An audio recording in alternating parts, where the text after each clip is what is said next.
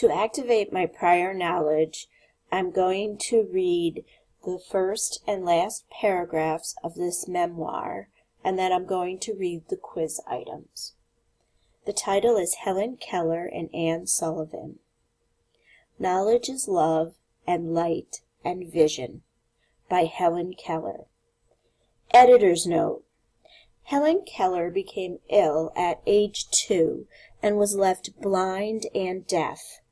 For the next 5 years, she grew up in a world of darkness and emptiness. She was afraid, alone, and without any anchor. This is the story of her meeting the teacher who would change her life. The most important day I remember in all my life is the one on which my teacher, Anne Mansfield Sullivan, came to me. I am filled with wonder when I consider the immeasurable contrasts between the two lives which it connects. It was the 3rd of March, 1887, 3 months before I was 7 years old. Now I'm going to go to the end because I'm trying to build prior knowledge before I start reading the piece. And I'm going to read this last paragraph, sorry. I learned a great many new words that day. I do not remember what they all were, but I do know that mother, father, sister, teacher were among them. Words that were to make the world blossom for me, like Aaron's rod with flowers.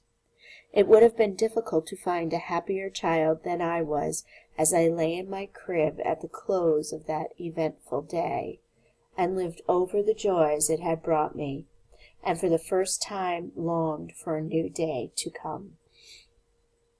Another editor's note. Helen went on to graduate cum laude from Radcliffe. She then devoted the rest of her life to teaching and giving hope to the blind and deaf, as our teacher had done. She and Anne remained friends until Anne's death. Now I'm going to read the quiz items. The first question says, a theme of this memoir is that... So I know that they're going to be asking me about theme. Anne Sullivan can best be described as... So I should be thinking about her character traits as I read. The word confounding in paragraph 6 means... This tells me that I'm going to have to go back and read context clues to figure out vocabulary.